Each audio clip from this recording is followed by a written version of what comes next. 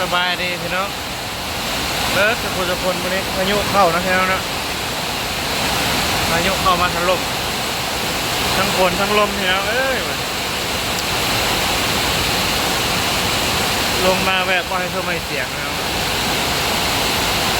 นี่แต่พวกนี้ผ้าด่างผ้าเลื่อมพี่น้องฝนตกนี่แต่ฝนตกแห้งเลยเหมือน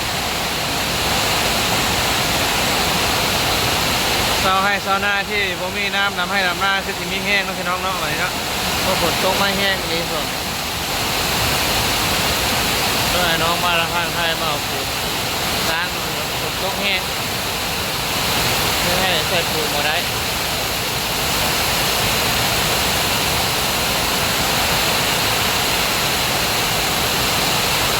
เข้าอย่างเลย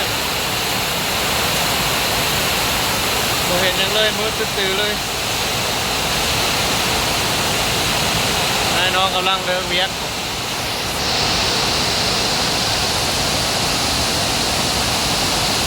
ตรงแหงโยมฮะโยเมืองมหาชัยแข่งน้ำหมดเลยตรงแหงอะไร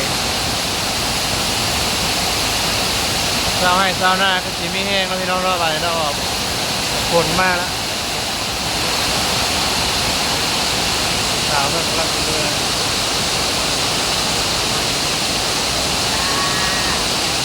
รถมาไว้บนที่เก่า